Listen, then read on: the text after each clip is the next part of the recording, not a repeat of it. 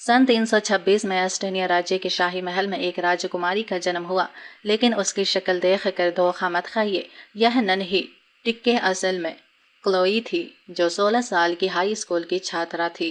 कुछ देर पहले ही वह एक बिल्ली के बच्चे को बचाने की कोशिश में एक दुर्घटना का शिकार हो गई थी। जब उसे होश आया तो वह एक नवजात शिशु थी। इस समय एक दासी उस शिशु को राजा सामने ले जा रही थी।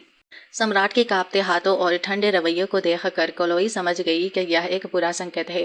तभी सम्राट ने घृणा से भरी आंखों से अपना मुंह खोला। एक और लड़की, राजकुमारी दंग रह गई। लड़की होने में क्या बुराई है? क्या लड़कियां अच्छी नहीं होती? राजा के पीछे अनगिनत मंत्री खड़े थे, जो सभी इस नन्ही राजकुमारी के भाग्य का फैसला करने वाले थे। डॉक्टर बॉयन ने बोलना शुरू किया। शाही परिवार में लगातार 3 राजकुमारियां हुई है।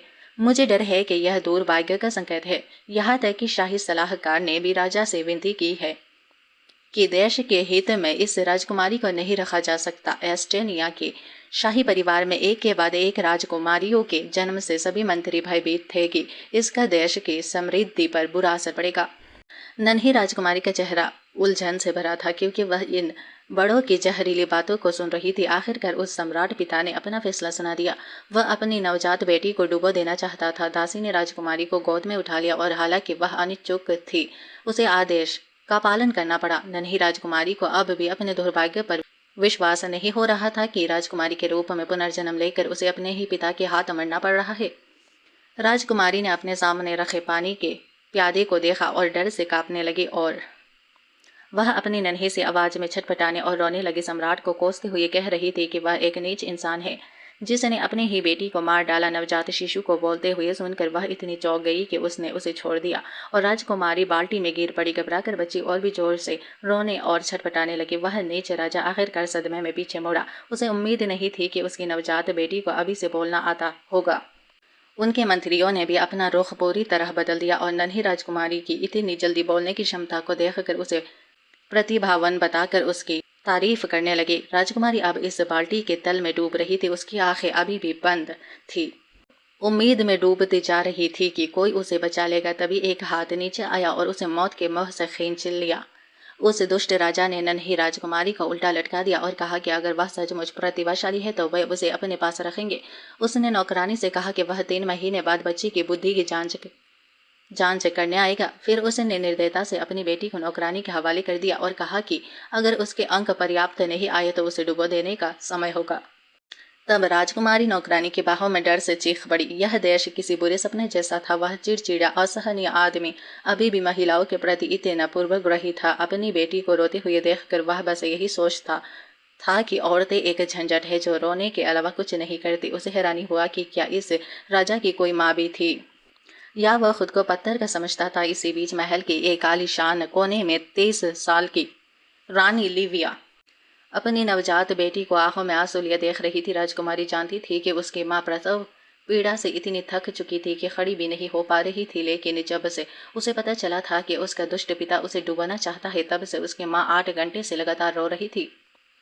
इतना रोना था कि राजकुमारी को नींद न आने से चिढ़ हो रही थी। रानी अपनी बेटी के पास आई और फिर से विलाप करने लगी। मेरी बेचारी बेटी। छोटी राजकुमारी ने अपनी माँ से मुंह फेर लिया और मन ही मन कहा, नहीं, मैं दयनीय नहीं हूँ। मुझे लगता है कि तुम उस राष्ट्र की रानी हो जिसने प्रसव पीड़ा सहन की है, लेकिन अपने पति को देखा तक नहीं है। अब तक तो दयनीय है। रानी आंसुओं से भरी आवाज में बोली, काश तुम एक लड़का होती। राजकुमारी गुस्सा हो गई। यह देश इतना लिंग भेदी क्यों है? तभी उसकी माँ के कांपते हाथ उसकी ओर बढ़े और बोले, राज परिवार की बेटियों का कभी अच्छा अंत नहीं होता। अगर वे पैदा होती है तो उन्हें जीने की इजाजत नहीं होती, और अगर वे जी भी लेती है तो उन्हें चैन से जीने की इजाजत नहीं होती। राजकुमारी को एक बुरा एहसास होने लगा, और उसका एहसास सही था। उसकी माँ खुद यह काम करना चाहती थी, वजह इसके कि राजा उसकी बेटी को 3 महीने में डुबो दे। राजकुमारी सांस लेने के लिए तड़प रही थी। उसकी माँ के हाथों ने उसका गला दबा रखा था। रानी भी दर्द में थी। अपनी बेटी से विनती कर रही थी कि वह उसे दोष न दे। वह कह रही थी कि वह ऐसा कर रही है। राजकुमारी गुस्से से लाल हो रही थी। बेशक मैं दोष देती हूँ तुम। उसे लगा था कि उसके पिता का पागल होना ही काफी था, लेकिन पता चला कि उसकी माँ उससे भी ज्यादा पागल थी। उसका जन्म हुए अभी सिर्फ 8 घंटे ही हुए थे। उसने झपकी भी नहीं ली थी और अब उसकी माँ उसे गला घोंट कर मारने की कोशिश कर रही थी। ठीक सबसे नाजुक समय में राजा गुस्से में अंदर आया और अपनी पत्नी के बारे में पूछने लगा कि वह क्या कर रही है। राजकुमारी को आखिरकार बचा लिया गया। वह दर्द से कर्राहते हुए पालने में रेंग रही थी और सांस लेने के लिए तड़प रही थी। रानी लिविया ने हकलाते हुए समझाने की कोशिश की, लेकिन उसके मुंह से शब्द नहीं निकल रहे थे। उस निर्दयी राजा का धैर्य टूट गया और उसने कहा कि उसे परवाह नहीं कि वह क्या कर रही है और वह जानना भी नहीं चाहता। उसने किसी जादू से राजकुमारी को हवा में उठा लिया और उसे अपनी बेटी घोषित कर दिया। इस अत्याचारी ने कहा कि उसके अलावा किसी को भी राजकुमारी को मारने की इजाजत नहीं है। राजकुमारी बहुत डर गई थी। उसने सोचा था कि उसके पिता की नीयत अच्छी थी, लेकिन पता चला कि उसने उसे सिर्फ इसलिए बचाया था ताकि वह खुद उसे मार सके। उसकी आंखें खून की तरह लाल थी और वह रानी पर गुर्राया। क्या तुम समझती हो? रानी हकलाते हुए बोली। मैं समझ गई। फिर घुटनों के बल बैठकर महाराज का आने के लिए धन्यवाद किया। वह कमजोर लग रही थी, कांपते हुए जमीन पर गिर पड़ी और व्यस्त कार्यक्रम के बावजूद आने के लिए उनका शुक्रिया अदा किया। यह देखकर राजकुमारी गुस्सा हो उठी और मन ही मन अपने पिता को कोसने लगी कि वह कितना नीच है, इतनी कमजोर पत्नी को उठाने तक में मदद नहीं की। राजा को यह सब देखकर घृणा हुई और उसने गुस्से से रानी को इतना भावुक न होने को कहा। फिर उसने राजकुमारी का पैर पकड़ कर कहा कि वह इस छोटी बच्ची से हिसाब बराबर करेगा। राजकुमारी असमंजस में थी। वह तो अभी बच्ची ही थी, भला किस बात का हिसाब बराबर करना था। वैसे भी उसे इस तरह पकड़ना बिल्कुल पसंद नहीं था। वह नीच भी था। अब राजकुमारी से यह सवाल कर रहा था कि उसने कल सैकड़ों लोगों के सामने मेन हॉल में उसे कुत्ते की गंदगी क्यों कहा। रानी भयभीत हो गई। उसे अपने कानों पर विश्वास नहीं हो रहा था। राजकुमारी बस खिलखिला उठी। इस बात से खुश थी कि उसके पिता को यह समझने में पूरे 18 घंटे लग गए कि वह उनका अपमान कर रही थी। अरे कितनी बेवकूफ है। छोटी बच्ची की प्यारी मुस्कान देखकर राजा का शक और भी पक्का हो गया। उसे एहसास हुआ कि वह न केवल बड़ों की बातें समझती है बल्कि अपने पिता को श्राप देना भी जानती है। रानी ने अपनी बेटी का बचाव करते हुए कहा कि राजकुमारी कम समझदार है, एक दिन से भी कम की है, भला वो उसे श्राप कैसे दे सकती है। राजा ने उसे ऐसी निगाहों से देखा मानो जान ले। क्या तुम कह रही हो कि मेरा फैसला गलत है? रानी डर के मारे तुरंत घुटना पर गिर पड़ी और बोली कि उसका ऐसा कोई इरादा नहीं था, बल्कि अगर राजा बच्चे को मारना ही चाहता है तो उसे यातना देने के बजाय उसे ही मारने दे। राजा मुस्कुराया। किसने कहा कि मैं राजकुमारी को मारना चाहता हूँ? रानी ने ऊपर देखा। माथे पर इतनी श्रद्धा से प्रणाम करने के कारण एक घाव था और संदेह से पूछा कि वह यहाँ क्या कर रहा है। राजकुमारी बिना खुश दिख रही थी, सोच रही थी कि राजा का इरादा क्या है। उस नीचे राजा ने अपनी बेटी को देखकर मुस्कुराया और कहा कि वह उसका नाम रखने आया है। यह सुनकर छोटी राजकुमारी ने अपने पिता को एक अलग नजरिए से देखा और एक अच्छा नाम पाने के लिए आज्ञाकारी होने का नाटक करने लगी। अपनी बेटी को इस हालत में देखकर राजा के मन में एक पल के लिए ख्याल आया कि वह सच में प्यारी है। रानी खुश और उत्सुक दोनों। उसने पूछा कि महाराज राजकुमारी को क्या नाम देना चाहते हैं। वह मुस्कुराया और एक नाम बोला, अटोरिया। उसने उसका नाम राजकुमारी अटोरिया रखा। नाम सुनकर रानी प्रसन्न हुई और उसकी प्रशंसा की। कितना सुंदर नाम है। लेकिन उसके निकम्मे पिता ने जवाब दिया, अटोरिया पुरानी भाषा में इसका अर्थ है अभागा तारा। अपने पिता द्वारा ऐसा नाम दिए जाने पर राजकुमारी को यह बिल्कुल भी एक्सेप्ट नहीं हुआ। उसे विश्वास नहीं हो रहा था कि दुनिया में कोई ऐसा पिता भी हो सकता है जो अपनी सगी बेटी का नाम ऐसा रखे। राजा का मन अब भी शक से भरा हुआ था। उसका मानना था कि इस बच्ची के जन्म के कारण पश्चिमी साम्राज्य के उसके देश पर युद्ध की घोषणा कर दी है और 300 मंत्री उसे फांसी देने की गुहार लगा रहे हैं। उसने अपनी बेटी को पलंग पर धीरे से लिटाया और उसे अभागी कहना नहीं भूला।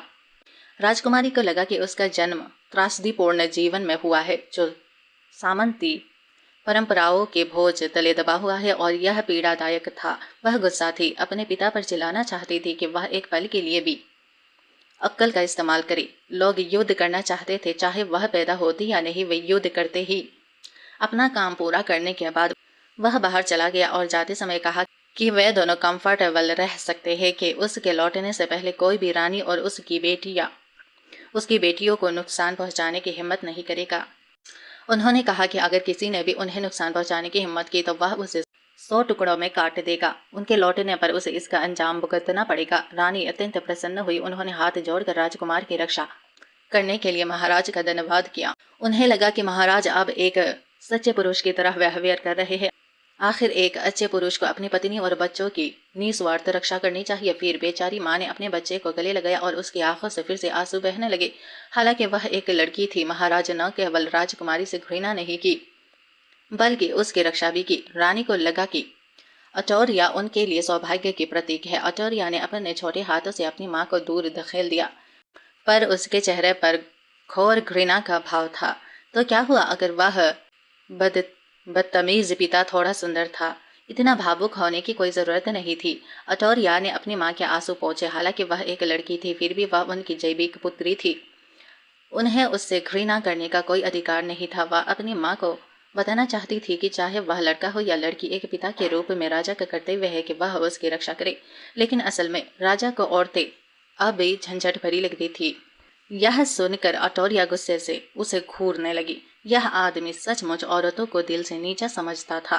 3 महीने बाद अटोरिया के बुद्धि परीक्षण का दिन आ गया। उसके पास पानी से भरा एक बड़ा टब तैयार रखा था, मानो उसे पल भर में डुबोने के लिए। नौकरानी ने बच्चे को गोद में लेकर उसे दिलासा दिया, राजकुमारी डरो मत, मैं तुम्हारी रक्षा जरूर करूंगी। अटोरिया बहुत डरी हुई थी। उसने चारों ओर देखा। समझौते के अनुसार आज बुद्धि परीक्षण था। अगर उसे कम बुद्धिमान माना जाता तो उसे डुबो दिया जाता, लेकिन सब लोग लंबे समय से इंतजार कर रहे थे और वह नीच राजा अभी तक नहीं आया था। नीचे मौजूद भीड़ आपस में कानाफूसी करने लगी। राजा 3 महीने से परिश्रमी साम्राज्य के साथ युद्ध में था और अभी तक लौटा नहीं था, और उन्होंने सुना था कि वह घायल हो गया है। इन सब का दोष उन्होंने अभागी राजकुमारी पर डाला। एक उत्तेजित बेवकूफ ने इसे बहाना बनाकर राजकुमारी और उसकी दासी पर पत्थर फेंका। उसकी इस हरकत ने भीड़ को भड़का दिया। सब लोग छोटी राजकुमारी की मौत की मांग करने लगे। इसके अलावा इस बीमार और चिड़चिड़े देश में एक परंपरा थी कि जब किसी क्रोधित भीड़ का सामना करना पड़ता था तो राजकुमारी वह अपनी मर्जी से या जबरदस्ती अपने जीवन का प्रायश्चित कर सकती थी। अटोरिया ने सोचना शुरू किया, डर के मारे रो सकती थी। हालांकि वह उस दुष्ट राजा को लेकर चिंतित थी, लेकिन उसकी चोट ने बस यह साबित किया कि वह एक नौसिखिया था। उस नवजात शिशु से इसका क्या लेना देना था? तभी एक पागल आदमी ने मामले को अपने हाथ में लेने का फैसला किया। उसका चेहरा गुस्से से लाल हो गया था। उसने चिल्लाकर कहा कि अगर अटोरिया मर गई तो एस्टानिया राज्य का भाग्य बदल जाएगा। वे पश्चिमी साम्राज्य को हरा देंगे और राजा वापस लौट सकता है। दासी ने अटोरिया को गले लगाया और उसे बचाने की कोशिश करते हुए पीछे हट गई। नहीं, तुम ऐसा नहीं कर सकते। राजा के अलावा किसी को भी राजकुमारी को नुकसान पहुंचाने की अनुमति नहीं है। राजकुमारी से चिपकी हुई दासी को देखकर वह आक्रामक आदमी हिंसक हो गया। उसने दासी पर चिल्लाकर कहा कि वह अटोरिया को छोड़ दे। उसे एक अभागी तारा कहा जिसे मार डालना चाहिए, एक नीच प्राणी। उसके चिल्लाने के बावजूद दासी वफादार बनी रही, अटोरिया को कसकर पकड़े रही और इस तरह रस्साकसी शुरू हो गई जैसे पनीर की छड़ी को खींचा जा रहा हो। अटोरिया को बहुत तकलीफ हुई। उसे लगा कि गला कटवाना ज्यादा सुखद होगा, लेकिन ठीक इसी नाजुक समय में उसके रक्षक हैलो प्रकट हुई और कोई उसकी मदद के लिए आ गया। उस क्रूर दरिंदे पर अचानक किसी ने हमला कर दिया। उसका चेहरा दर्द से सिकुड़ गया और उसके मुंह से खून बहने लगा। किसने सोचा होगा कि हमला एक 4 साल के बच्चे ने किया होगा? वह एस्टोनिया का राजकुमार डेमियन था, जो एक मध्यम स्तर का जादूगर था। अटोरिया की रक्षा करने के बाद उसने अधिकार भरी आवाज में कहा, जो भी उसे छुएगा यह राजकुमार उसे मार डालेगा। अपना हाथ बढ़ाया और एक रहस्यमयी रोशनी अटोरिया की ओर बढ़ा। उसे हवा में उठाकर उसकी माँ की बाहों में वापस ले आया। रानी का चेहरा चिंता से भरा हुआ था। अटोरिया ने डेमियन को देखा। उसे उम्मीद नहीं थी कि वह छोटा बच्चा उसका बड़ा भाई होगा। उसका ऑरा उन बदतमीज राजाओं जैसा ही था, लेकिन अटोरिया को वह बच्चा सच में बहुत प्यारा लगा। रानी ने उग्र भीड़ से कमजोर आवाज में विनती की, कहा कि राजा के घायल होने से वह भी दुखी है, लेकिन उनसे विनती की कि वे उसकी बेटी को नुकसान न पहुंचाए। उसने मुश्किल से एक शब्द ही बोला था कि भीड़ में मौजूद भेड़ियों ने उस पर चिल्लाकर उसे चुप करा दिया। उसे निकम्मा कहा और लगातार बेटियां पैदा करने के लिए उसे दोषी ठहराया, जिससे देश की सिचुएशन खराब हो रही थी। दोषी ठहराया। उन दुष्ट विद्रोहियों में 3 आदमी अलग ही दिख रहे थे। उन्होंने कहा कि अगर रानी चाहे तो क्षमा याचना करनी थी और राजकुमारी अटोरिया के साथ उसे भी प्रायश्चित के रूप में मरना था। डेमियन अपने पिता की अनुपस्थिति में अपने परिवार की रक्षा करने वाले एक पुरुष की तरह धीर खड़ा था। उसने घोषणा की कि उसके यहाँ रहते हुए वह किसी को भी अपनी बहन और माँ को नुकसान पहुंचाने की कोशिश करते हुए नहीं देखना चाहता। तीनों आदमी घुटने टेक कर डेमियन को छल कपट से बहकाने की कोशिश करने लगे। उन्होंने उससे कहा कि वह बर्बाद करने वाली स्त्रियां किसी भी उम्र में आ सकती है। ऊपरी तौर पर वे ग्रैंड प्रिंस के प्रति सम्मानजनक प्रतीत हुए, लेकिन तीनों विद्रोही गुप्त रूप से अपनी जादुई शक्ति इकट्ठा कर रहे थे। अचानक वे सब एक साथ उस पर हमला कर बैठे। उनकी असली पहचान पश्चिमी साम्राज्य के जासूसों की थी। गुरु की अनुपस्थिति में उन्होंने ग्रैंड प्रिंस को मारने और अपने देश से भारी इनाम प्राप्त करने की प्लानिंग बनाई और उनका यह गुप्त हमला सफल रहा। हालांकि डेमियन एक विलक्षण प्रतिभा वाला बच्चा था, फिर भी वह बस 4 साल का था और इतने शक्तिशाली जादू का सामना नहीं कर सका। यह देखकर रानी घबरा गई। वह तुरंत आगे दौड़ी और अपने शरीर का इस्तेमाल करके अपने छोटे बेटे को जादू से बचाने के लिए ढाल बन गई। डेमियन अपनी माँ के लिए इतना दुखी था कि वह फूट फूट कर रोने लगा। वह बस चीखता रहा, अपनी माँ से रास्ते से हटने को कहता रहा कि उसे जादू नहीं आता और वह जरूर से मर जाएगी। जैसे ही रानी अपने बेटे की रक्षा करते हुए गिर पड़ी, एक जानी पहचानी आवाज गूंजी जो तीनों विद्रोहियों को एक दैन्य भीड़ कह रही थी। एक हरे रंग का अजगर प्रकट हुआ जो एक राजा के शुद्ध जादू से बना था। एस्टोनिया का राजा आखिरकार लौट आया था, जिसका मतलब था कि उन गद्दार जासूसों को अब कीमत चुकानी पड़ेगी। राजा ने अपनी पत्नी को उठाया। उसकी आवाज धोखे से मीठी और स्नेहपूर्ण थी। तुम सचमुच बेवकूफ हो, इतने कमजोर फिर भी खतरे में कूद पड़ते हो। अपने पिता के कठोर शब्द को सुनकर डेमियन ने सोचा यह वही पौराणिक प्रेम निशान होंगे जिनके बारे में उन्होंने सुना था। दूसरी और अटोरिया गुस्से में थी। मन ही मन उस नीच राजा को कोस रही थी। उसकी पत्नी इतनी बहादुर थी और वह एक भी तारीफ नहीं कर सका, बल्कि अपना घिनौना रवैया दिखाया। हालांकि रानी राजा को जिंदा देखकर भावुक हो गई। वह उसकी छाती से टिक गई और खुशी से मुस्कुराई, जिससे अटोरिया पूरी तरह डर गई, क्योंकि वह लगभग एक सैंडविच में कुचल जाने वाली थी। मेन गद्दार अभी भी बकवास कर रहा था और इस बात पर जोर दे रहा था कि देश में शांति बनाए रखने के लिए राजा का दुर्भाग्य यही था कि जरूर से उन 2 महिलाओं की गलती थी। इन दैन्य पुरुषों को युद्ध के मैदान में अपनी अक्षमता के लिए महिलाओं को दोषी ठहराते देख अटोरिया गुस्सा हो उठी। वह और उसकी माँ कभी भी इसके लिए जिम्मेदार नहीं होंगी। राजा ने बस एक सूखी हंसी हंसी। उसने अपनी पत्नी और बेटी को गले लगा लिया। मेरी स्त्री, मेरी बेटी, क्या तुम जैसी दैन्य भीड़ को उन पर कमेंट करने का अधिकार है? उसका जादू भड़क उठा और भीड़ गायब हो गई। कांपते हुए राजा से पूछने लगी कि वह क्या कर रहा है। जैसे ही जादू उसके गले कसने लगा, उन दैन्य बेवकूफों को शायद अपना जवाब मिल गया। पुरुष सुअरों की तरह चीखने लगे। मरने से पहले भी वे यही दावा कर रहे थे कि वे यह सब एस्टोनिया की भलाई के लिए कर रहे हैं। चतुर छोटी राजकुमारी ने पल भर में उनके झूठ को समझ लिया। राजकुमारी और रानी को मारना एस्टोनिया की भलाई के लिए है। वे शायद किसी दूसरे देश के जासूस है। राजा ने बस एक ठंडी मुस्कान अपनी लोहे की तलवार मुट्ठी से उसने भीड़ को इतना कस कर दबाया कि एक चिपचिपा हरा तरल पदार्थ रिसने लगा और जमीन पर फैल गया। सभी यह देख कर दंग रह गए कि यह काली ऊर्जा थी, एक ऐसी जादुई शक्ति जो बस दुष्टों के पास होती है। जब सभी अभी भी असमंजस में थे, राजा ने उनके संदेह की पुष्टि कर दी। पश्चिमी साम्राज्य के विरुद्ध अपने अभियान में उसकी सेना की योजनाएं दुश्मन को उनके लामबंद होने से पहले ही पता चल गई थी। इसी दैन्य भीड़ के कारण अस्थना को भारी पराजय का सामना करना पड़ा। भारी नुकसान और सबके सामने 3 लाख बहादुर सैनिकों के बलिदान के बाद राजा अपने पुत्र की ओर बढ़ा और अचानक घुटनों के बल बैठ गया। डेमियन, तुम्हारे पिता तुम्हें निराश कर चुके हैं। जैसे ही उसने बोलना खत्म किया, रोशनी का एक जादुई द्वार प्रकट हुआ। पूर्ण कवच में 2 राजकुमार डेमियन को उनके साथ पूर्ण कवच में 2 आकृतियां बाहर निकली। उन्होंने कहा कि समय आ गया है और राजकुमार डेमियन को उनके साथ चलना है। राजा ने तुरंत अपने बेटे को उनके साथ जाने के लिए प्रोत्साहित किया। उसे उनकी तकनीकों को अच्छी तरह से सीखने और उसे निराश न करने के लिए कहा। डेमियन अब समझ गया था, इसीलिए उसके पिता ने माफी मांगी थी। उसे चोट तो आई, लेकिन वह समझ गया और अनिच्छा के बावजूद अपने पिता की बात मानने को मजबूर हो गया। उसके छोटे छोटे पैर द्वार की ओर बढ़े और उसने उस विशाल जादुई रोशनी में प्रवेश किया। जाने से पहले उसने विदाई के कुछ आसान शब्द कहे। उसके पिता, माता और अटोरिया। अंत में डेमियन गायब हो गया। अपने पिता को देखकर मुस्कुराहट के बाद अटोरिया को बेहद गुस्सा आया। मन ही मन उसे नीच कहकर कोसने लगी। देश को भारी हार का सामना करना पड़ा था, 3 लाख से ज़्यादा लोग मारे गए थे और उसने अपने ही बेटे को बेच दिया था। फिर भी वह जरा भी दुखी नहीं था और खुश दिख रहा था। वह सीरियसली सोचने लगी।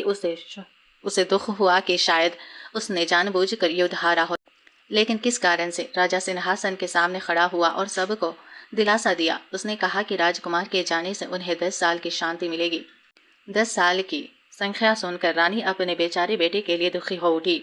अटोरिया ने घृणा से थूक दिया। उसके घृणित चेहरे को देखकर उसे यकीन हो गया कि उसने जानबूझकर हार मानी है। जरूर कोई राज होगा। तभी वह सड़ा हुआ हाथ उसकी ओर बढ़ा। राजा ने अपनी बेटी को गर्दन से पकड़कर उठा लिया। बुद्धि परीक्षा का समय आ गया है। पास बेटी रानी बहुत चिंतित महसूस कर रही थी। एक माँ जिसने अभी अभी अपने बेटे को खोया था और अब उसे एक ऐसी परीक्षा देखनी थी जो उसकी बेटी का भविष्य तय करने वाली थी। उसके भाव सचमुच पीड़ादायक थे। नीचे दरबारी अधिकारी कानाफूसी करने लगे। सालों में यह पहली बार था जब उन्होंने इतनी कम उम्र के किसी बच्चे को बुद्धि परीक्षा देते देखा था।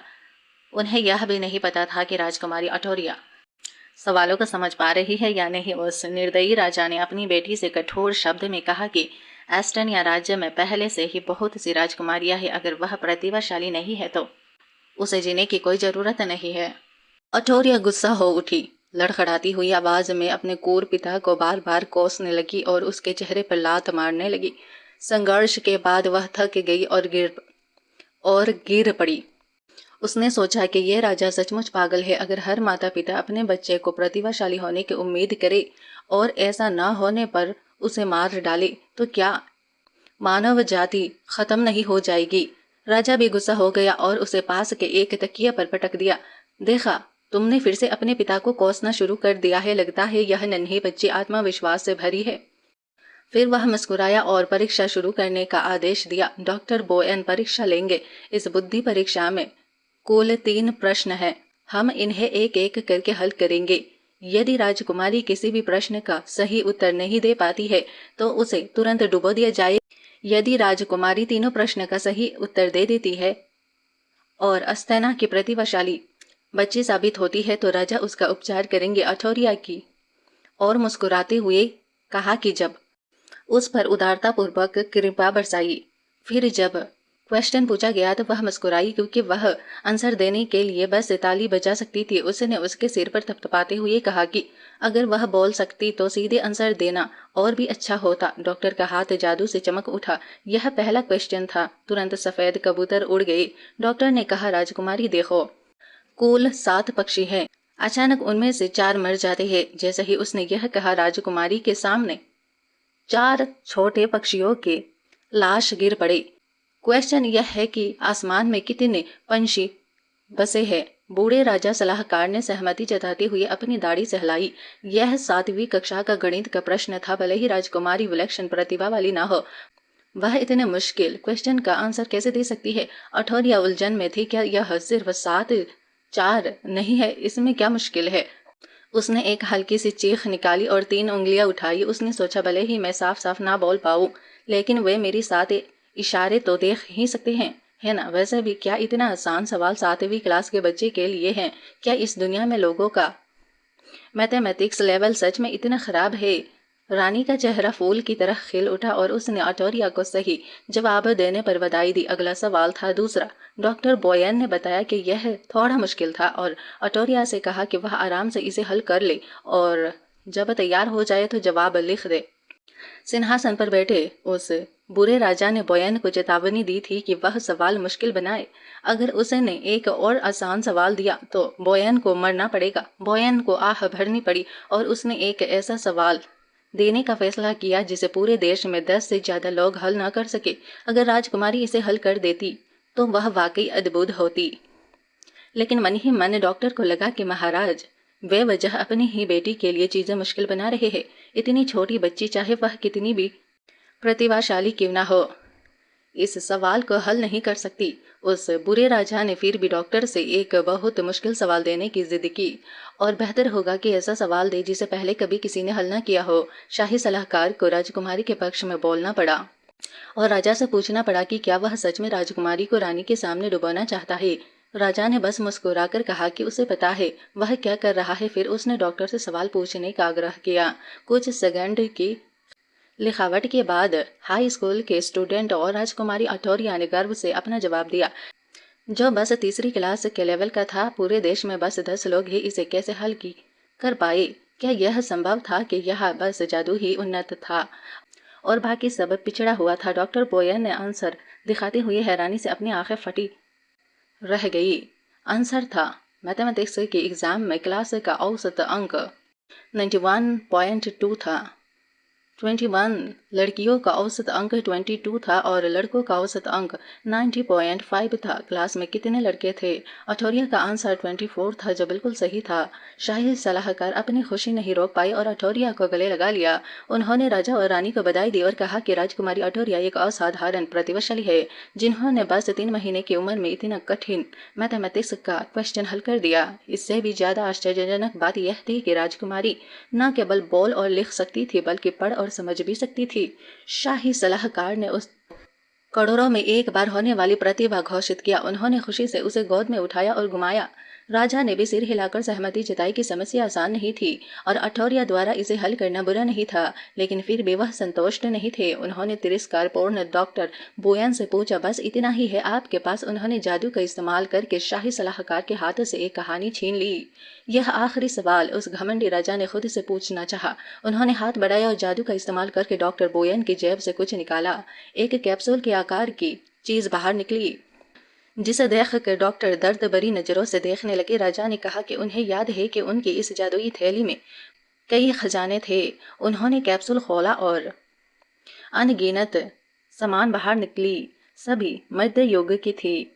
राजकुमारी ने बड़ी बड़ी आंखों से देखा, पूरी तरह रोमांचित। यह जादू बहुत ही अद्भुत था। राजा ने उन वस्तुओं में से एक लकड़ी के बक्से जैसी दिखने वाली सामान चुनी, जो तरह तरह के ताबीजों से ढकी हुई थी।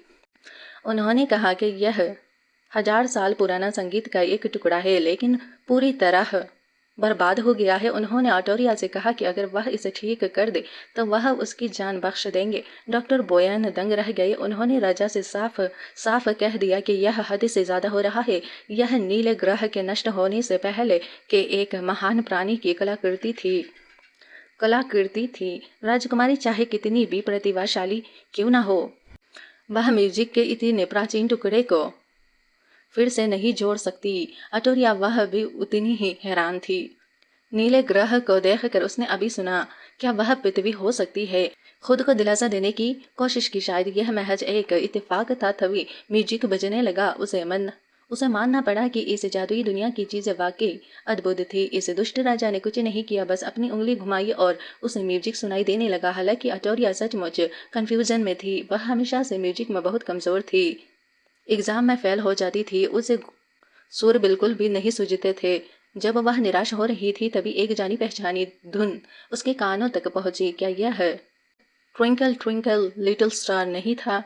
फिर उस बुरे राजा ने अटोरिया को दूर फेंक दिया और बोयन को उसे कलम देने का आदेश दिया। राजकुमारी को गिरते देख बोयन डर गया और उसे पकड़ने के लिए हाथ बढ़ाया।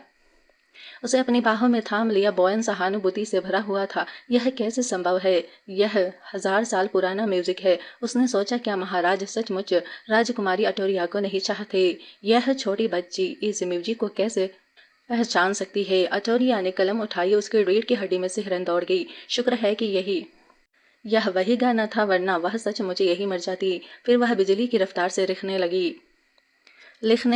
हालांकि उसे समझ नहीं आ रहा था कि वे 1000 साल पुराने म्यूजिक के बारे में क्या बात कर रहे हैं, लेकिन यह जरूर से ट्विंकल ट्विंकल लिटिल स्टार ही था।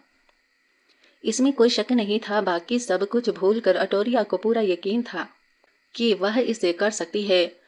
और वह कोर राजा अभी भी अपनी बेटी को उन्हीं ठंडी निगाहों से देख रहा था, जो जानती थी कि वह क्या सोच रहा है। कुछ संख्याएं लिखने के बाद अटोरिया ने गर्व से कागज ऊपर उठाया। शाही सलाहकार ने कागज लिया, झिझका, फिर जोर से हंस पड़ा। उसने कहा कि उसने तो पहले ही कहा था, राजकुमारी म्यूजिक के इतने मुश्किल टुकड़े को कैसे ठीक कर सकती हैं? उसने तो बस कुछ अजीब संख्याएं लिखी थी। हालांकि 3 महीने की बच्ची का पेपर जांचते हुए उसने सोचा कि इतनी कम उम्र में इतनी सारी संख्याएं लिखना उसके लिए वाकई सराहनीय था। हालांकि डॉक्टर बोयन की आंखें संख्याओं के बारे में सुनकर चमक उठी। उसने शाही सलाहकार के हाथों से एग्जाम पेपर छीन लिया।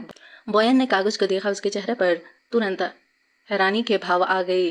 राजकुमारी ने सचमुच उसे वापस लौटा दिया था। फिर वह खुशी से मुस्कुराया और एक बार फिर राजा के सामने यह साबित कर दिया कि अटोरिया एक प्रतिभाशाली थी। शाही सलाहकार उसे देखते ही उसने समझाया कि म्यूजिक लिखने का एक तरीका संख्याओं से भी होता है और उसने शाही सलाहकार का असभ्य होने पर मजाक उड़ाया। उसे जादू से हाथ हिलाकर अटोरिया की संख्याओं से म्यूजिक बजाया, जिस शाही सलाहकार को कला का अर्थ सिद्ध हो गया। बचपन की धुन गूंज उठी, टिमटिमाते टिमटिमाते तारे, टिमटिमाते तारे, मैं सोचता हूँ तुम क्या हो। पूरा महल विस्मय से सुन रहा था, पूरे म्यूजिक की सुंदरता पर हैरान था। राजकुमारी को अब एक विलक्षण प्रतिभा के रूप में पहचान मिल गई थी। अटोरिया को विश्वास नहीं हो रहा था, उसके ऑर्डिनरी स्किल को स्किल के लेवल का माना जा रहा है। उसने सोचा कि ये लोग बहुत अनजान है। अभी उस बेवकूफ राजा ने अचानक रानी की गर्दन पकड़कर उसे उठा लिया। रानी की चिंतित आंखों के सामने वह अटोरिया को लेकर हवा में बहुत ऊपर उड़ गया। दरबारी अधिकारी सभी दंग थे। उन्हें समझ नहीं आ रहा था कि वह उसे कहाँ ले जा रहा है। अटोरिया को चक्कर आने लगे थे। उसे बुरे राजा ने तुरंत उसकी बेचैनी को भांप लिया। उसने मुस्कुराते हुए अटोरिया से पूछा कि क्या उसे यह एहसास अच्छा लग रहा है। फिर कहा कि वह गति बढ़ाएगा ताकि वह इसे और क्लियरली महसूस कर सके। वह एक तीर की तरह बड़े अंतरिक्ष में उड़ गया। अटोरिया को लगा जैसे वह मन ही वाली है। वह मन ही मन उस निर्दयी राजा को कोस रही थी।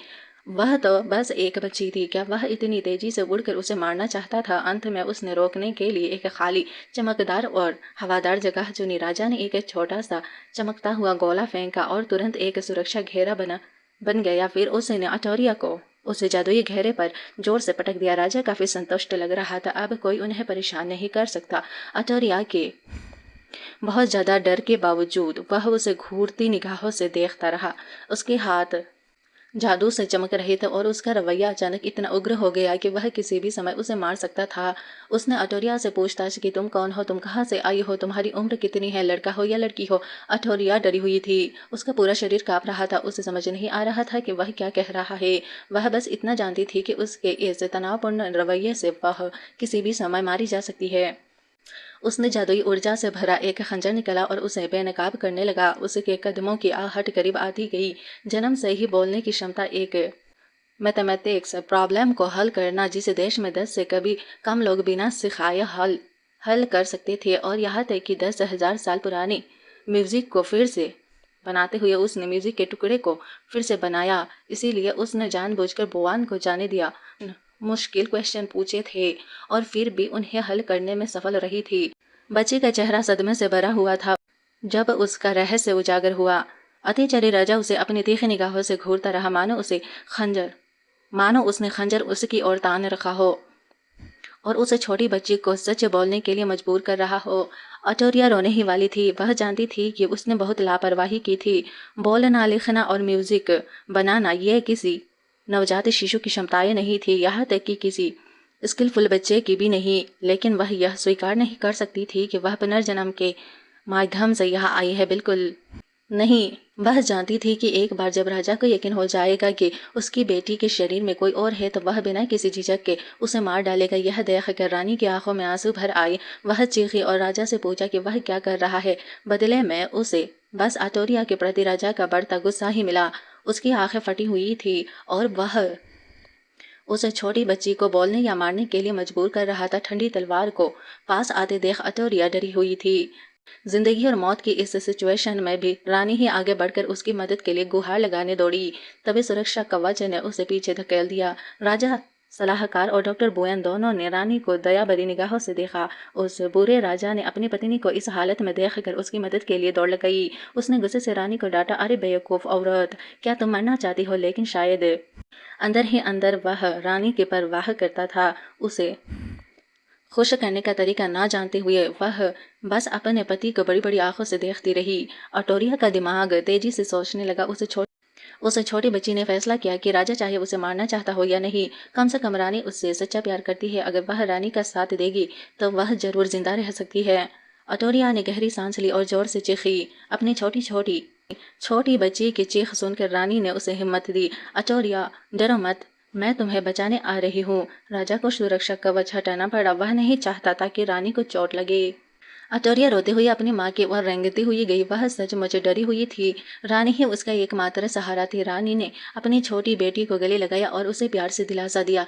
जहाँ तक सम्राट की बात है, वह जानता था कि अटोरिया जल्दी ही किसी पर भरोसा करने के लिए मिल जाएगी।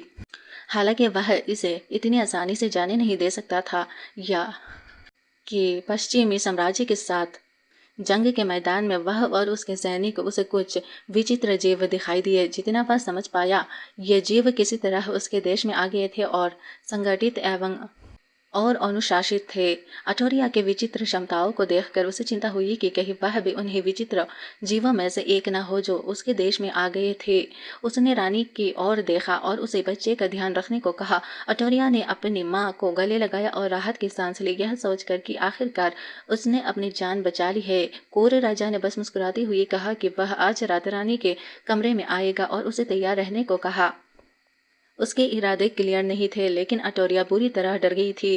क्या वह आज रात मुझे मारने आ रहा है? रानी को भी शायद यही चिंता थी। उसका चेहरा उदासी से भर गया, लेकिन वह बस आज्ञा का पालन कर सकती थी। लौटने के बाद अटोरिया एक नवजात शिशु की तरह आज्ञाकारी बिहेवियर करने लगी। अपने पालने में मोह में फेसिफायर लिए लेटी रही, जबकि दयालु दासी उससे बातें कर रही थी। दासी ने राजकुमारी से कहा कि आज रात अच्छा बिहेवियर करना, क्योंकि राजा रानी से मिलने आ रहा है। उसने अटोरिया को चेतावनी दी कि जब वे बच्चे को जन्म दे रही हो तो उन्हें परेशान न करे। ये शब्द सुनकर अटोरिया का मुंह खुला रह गया। नौकरानी ने उसका चेहरा देखा और छोटी राजकुमारी के सिर पर प्यार से थपथपाया। फिर अटोरिया के कान में फुसफुसाया कि अगर आज रात सब ठीक रहा तो उसे एक छोटा भाई या बहन मिल सकता है। अटोरिया उठ बैठी, उसकी आंखें चौड़ी हो गई। उसने बड़े पलंग की ओर देखा जहाँ रानी बेटी खुद को संवार रही थी। अगर अटोरिया को ठीक से याद था तो उसकी इस माँ ने 18 साल की उम्र में उस बदतमीज राजा से शादी की थी और अब 23 साल की उम्र में वह शाही परिवार के लिए 2 राजकुमारों और 3 राजकुमारियों को जन्म दे चुकी थी। अटोरिया के चेहरे पर चिंता की एक झलक दिखाई दी। इतने सारे बच्चे, क्या यह सच में ठीक है? तभी एक छोटे बदतमीज पेड़ से कमरे का दरवाजा खुल गया। एक छोटे से शरारती बच्चे की आवाज आई, 3 महीने की अटोरिया, बाहर आओ और मेरा सामना करो। नौकरानी चौंक गई और पूछा कि दूसरा राजकुमार यहाँ क्यों है? लेकिन बदतमीज बच्चा अटोरिया की ओर दौड़ पड़ा। वह पहले ही हाथ में जादू इकट्ठा कर रहा था। वह अपने बड़े भाई का बदला लेना चाहता था। इस छोटे बच्चे ने अपने बड़े भाई को बेचे जाने के लिए अटोरिया को दोषी ठहराया। अटोरिया असमंजस में थी। क्या बड़ा भाई पहले ही हमला करने का फैसला कर लिया था? भाई की बात कर रहा है। रुको, क्या मैं जानते हैं? लेकिन वह दुष्ट छोटा बच्चा घबरा गया और डर के मारे बस चिल्ला ही सका। शोर सुनकर रानी अपनी बेटी को देखने के लिए दौड़ी। पालना जमीन पर गिरा हुआ था। एक छोटा कांपता हुआ हाथ बाहर निकला। अटोरिया खांसते हुए बाहर निकली। उसके माथे से लाल खून की एक धारा बह रही थी। अटोरिया ने खुद को भाग्यशाली समझा कि वह समय रहते बच गई। उसने कभी नहीं सोचा था कि 3 या 4 साल की बच्ची इतनी विनाशकारी हो सकती है। अगर उसे सच में चोट लग जाती तो वह मर जाती या अपाहिज हो जाती। रानी ने अपनी बेटी को गोद में उठाया, दुख से उसे गले लगाया। उसकी आंखों से आंसू बह रहे थे। छोटी बच्ची रोने लगी। वह इतनी डर गई थी कि उसकी जान निकल गई थी। दूसरा राजकुमार खून देख कर हैरान रह गया। शायद उसने इतने सीरियस परिणामों की उम्मीद नहीं की थी।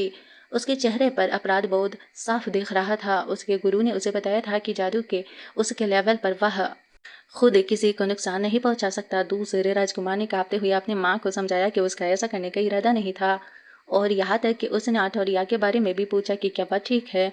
छोटी बच्ची चीख पड़ी। वह अपने हाव भाव से उस बदमाश को खुद से दूर रखना चाहती थी। दूसरा राजकुमार जम गया। उसे उम्मीद नहीं थी कि अठौरिया उससे इतना डर जाएगी। दरवाजा खुला और एक और इंसान अंदर आया। ठंडी आवाज में पूछा कि क्या हुआ। अठौरिया ने दुखी चेहरे से उस दिशा में देखा। उसका कूर पिता हाथ बंधे वही खड़ा था। उसकी आवाज ठंडी थी। क्या तुम्हें चोट लगी है? यह सुनकर अटोरिया ने हिचकिचाते हुए अपना माथा छुआ। खून से सना हाथ देखकर वह घबरा गई। उसे एहसास ही नहीं हुआ कि वह सच में घायल है। राजा ने देखा कि अटोरिया को उसकी बात समझ आ गई है, तो उसने अटोरिया की ओर देखा और उसे घटना का ब्यौरा देने को कहा। अटोरिया ने उस बुरे राजा की तीखी निगाहें और रहस्यमयी मुस्कान देखी और उसे यकीन हो गया कि वह अब भी उसे मारना चाहता है। मुझे कुछ सोचना होगा। राजकुमार नो को लगा कि उसके पिता उससे पूछ रहे हैं और वह रोते हुए बताने के लिए आगे बढ़ा।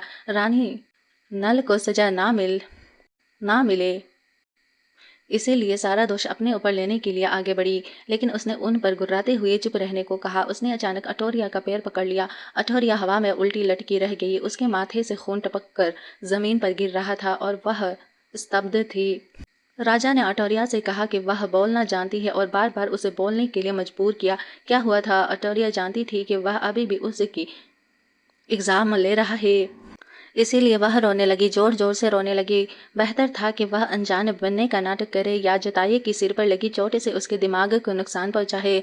और अब वह अब विलक्षण प्रतिभा वाली बच्ची नहीं रही। बच्ची को इतना जोर से रोते देख राजा थोड़ा हिचकिचाया। फिर उसने अनिच्छा से उसे गोद में लिया और आह भरी और छोड़ दिया। वह इस तरह रो रही थी, वैसे भी उससे कुछ नहीं निकल सकता था। वह बाद में देख लेगा। अटोरिया मन ही मन खुश हुई। अब से वह एक कमजोर साधारण बच्ची होगी। इस तरह वह उसके साथ कुछ नहीं कर सकता था। फिर अत्याचारी ने उससे पूछा, क्या बहुत दर्द हो रहा है? फिर उसने अटोरिया के माथे पर लगे घाव को छुआ। उसने अपने घावों को पकड़ लिया और रोने लगी। उसे लगा जैसे यह पागल आदमी सचमुच उसे जान से मार देना चाहता है। यह पुष्टि करने के बाद कि वह सचमुच दर्द में है, उसने आखिरकार उसकी बात मान ली। उसने अटोरिया की ओर देखा और मुस्कुराया। अगर मेरी अटोरिया को इतनी बुरी तरह चोट लगी है तो आज रात तुम्हारे पिता तुम्हारे साथ सोएंगे और तुम्हारी देखभाल करेंगे। अटोरिया डर गई और उसे धक्का देकर दूर कर दिया। वह इस आदमी के साथ बिल्कुल नहीं सोना चाहती थी। उसे डर था कि इतने क्रूर व्यक्तित्व की इंसान के साथ सोने पर उसकी जान ले ली जाएगी। दूसरे राजकुमार को जब पता चला कि उसके पिता अटोरिया के साथ सोना चाहते हैं तो उसे जलसी हुई। छोटा लड़का दुखी था क्योंकि उसे कभी अपने पिता के बगल में सोने का मौका नहीं मिला था। अटोरिया को अपने पिता को दूर धकेलते देख नल गुस्सा हो गया। तुम्हारा यह रवैया कैसा है अटोरिया? पिता तुम्हारे साथ सोना चाहते हैं और तुम नहीं चाहती। उन्होंने मेरे साथ कभी नहीं सोया, एक बार भी नहीं। यह कहने के बाद नल ने उलझन भरी नजर से अपने पिता से पूछा, क्या ऐसा हो सकता है कि अटोरिया अपनी उम्र में हमारी बातें समझ सकती है? अटोरिया तुरंत जम गई। उसका चेहरा भावहीन हो गया। अब उसे याद आया कि वह अब कोई पॉपुलर स्किल वाली बच्ची नहीं थी, बस एक ऑर्डिनरी बच्ची थी। उसे दूसरे राजकुमार की बातें समझनी नहीं चाहिए थी। उसने एक अजीब सी मुस्कान दी। उसे यकीन था कि एक ऑर्डिनरी बच्चा अपने पिता को देखकर ऐसे ही रिएक्ट करता है। अटोरिया ने अपने छोटे हाथ आगे बढ़ाए, मुस्कुराते हुए गले लगने की गुहार लगाई। यह हरकत सीधे नल के दिल को छू गई। उस पल उसे अपनी नखरीली छोटी बहन बहुत प्यारी लगी। राजा ने बस मुस्कुराकर नल से कहा, शायद अगली बार। यह कहते हुए उन्होंने लड़के के सिर पर हाथ फेरा और वादा किया कि वह उसके साथ किसी और दिन सोएंगे। वह और अटोरिया सोने जा रहे थे। रानी जिसने तैयारी में इतनी मेहनत की थी, बस सिर झुकाकर बात मान सकती थी। दासी का दिल टूट गया था यह सोचकर कि राजा रानी के लिए आया था, लेकिन रानी को राजा की प्यार नहीं मिली। पूरा राजमहल रात के शांत अंधेरे में डूबा हुआ था। राजा के कमरे में छोटी सी अटोरिया उस बूढ़े राजा के बगल में लेटी हुई थी। उसे इतनी नींद आ रही थी कि उसकी आंखें झुक रही थी, लेकिन उसने खुद को सोने से रोकने के लिए जगाए रखा। उसे हिम्मत रखनी थी। अगर वह सो गई तो वह बुरा राजा उसे मार सकता है। अटोरिया ने खुद को कहा कि अगर उसे मरना भी पड़े तो वह जागते हुए मरेगी। अटोरिया ने रात में करवटें बदलने की हद तक कोशिश नहीं की। वहां लेटे हुए राजा को अचानक हलचल महसूस हुई और उसने अपनी आंखें खोल दी। उसने देखा कि यह छोटी लड़की इस समय भी जाग रही है और वह समझ गया कि कुछ गड़बड़ है। उसने चुपके से जादू इकट्ठा करना शुरू कर दिया। अटोरिया को मारने के इरादे से एक निर्दोष को मार डालना बेहतर है, बजाय उस अजनबी प्राणी को जीने देने के जो उसके राज्य को बर्बाद कर सकता है। उसके कातिल हाथ उस छोटी बच्ची की ओर बढ़े। तमाम कोशिशों के बाद भी अटोरिया और विरोध नहीं कर सकी और गहरी नींद में सो गई। यह देखकर राजा रुक गया। उसने आह भरी यह महसूस करते हुए कि यह छोटी बच्ची कितनी गहरी नींद में सो रही है। उसे अपने फैसले पर संदेह होने लगा। शायद वह सिर्फ एक ऑर्डिनरी बच्ची थी। वह बिस्तर से उठा यह सोचते हुए कि अगर अटोरिया दुश्मन होती तो वह इतनी गहरी नींद में नहीं सो पाती। वह उतावला राजा बाहर निकला यह सोचते हुए कि शायद वह कुछ ज्यादा ही सोच रहा था। कमरे में अब सिर्फ अटोरिया थी जो एक मरे हुए सुअर की तरह सो रही थी। राजा के पैर उसे दूसरे कमरे में ले गए। उसने चुपके से रानी को पुकारा। रानी अगले कमरे में सो रही थी और उसके बगल में नल गहरी नींद में सो रहा था। नींद में अपने पिता को निर्दयी बता रहा था कि वह उसके साथ नहीं सोते। किसी के नाम पुकारने पर रानी की सुंदर आंखें खुल गई। वह राजा को इतनी रात को अपने पास देखकर हैरान और चौंक कर बैठ गई। राजा ने धीमी सी आवाज में ह कहकर जवाब दिया। उन्होंने अपना गर्म हाथ बढ़ाकर रानी के गालों को सहलाया। रानी बहुत हैरान हुई और उसने पूछा कि वे यहाँ क्यों आए हैं, क्या वे अटोरिया के साथ नहीं सो रहे थे। उन्होंने कोई जवाब नहीं दिया। उसके सवाल ने उसकी आंखों में गहराई से देखा। मोहक आवाज में कहा, रानी चलो एक और राजकुमार पैदा करते हैं। यह शब्द सुनकर अच्छी माँ लेविया ने तुरंत राजा का मुंह ढक दिया और दृढ़ता से इनकार करते हुए कहा, हम ऐसा नहीं कर सकते, यहाँ अभी कोई नहीं है। राजा नाराज दिखे और उनके बगल में गहरी नींद में सो रहे छोटे लड़के पर नजर डाली। उन्होंने रानी को घूर कर देखा। क्या तुम मुझे मना कर रही हो? रानी तुरंत कांप उठी और बोली कि उनका ऐसा कोई इरादा नहीं था। राजा इसी का इंतजार कर रहे थे। उन्होंने अपने अधिकार का इस्तेमाल करके रानी के लिए मना करना नामुमकिन बना दिया। रानी की कमर पकड़कर राजा ने उन्हें दिलासा देते हुए कहा कि आंधी तूफान में कोई सो नहीं सकता। जैसे ही उन्होंने यह कहा, एक बच्चे के रोने की आवाज आई जिससे दोनों चौंक गए। रानी ने तुरंत पहचान लिया कि यह किसी कहानी सुनने वाले की आवाज है और वह बहुत चिंतित हो गई। उनके बगल में सो रहे राजा इतने गुस्से में थे कि उनका चेहरा काला पड़ गया। अठौरिया के शोर ने छोटे नौल को भी जगा दिया था। अपने माता पिता को गले मिलते देख नौल ने नींद में पूछा कि क्या वे नाच रहे हैं। चलिए 10 मिनट पहले की बात पर वापस चलते हैं, जब छोटी बच्ची गहरी नींद में सो रही थी। अचानक एक पेड़ की डाली महल के फर्श को चीरती हुई नीचे आई। साथ ही एक अजीब डरावनी आवाज सुनाई दी। उसने कहा कि वह 3 महीने से यहाँ है और अब जाकर उसे पता चला कि राजकुमारी अटोरिया के करीब आने का मौका उसे मिला।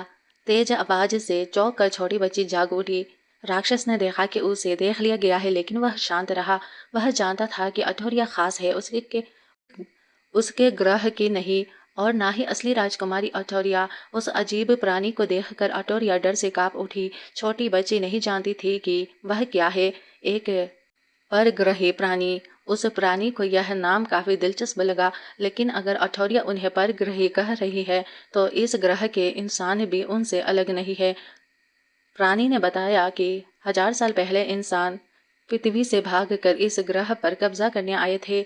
यह सुनकर अटोरिया ने सख्ती से सुनने से इनकार कर दिया, क्योंकि उसे लगा कि कहानी कुछ ज्यादा ही खींच रही है और वह उन चीजों के बारे में नहीं सुनना चाहती जिनका उसे कोई लेना देना नहीं है। लेकिन फिर भी अटोरिया को समझ नहीं आ रहा था कि क्या हो रहा है। वह अचानक दूसरे ग्रह से परग्रहियों से क्यों मिल रही है भगवान। अजीब प्राणी ने अपनी बात जारी रखी।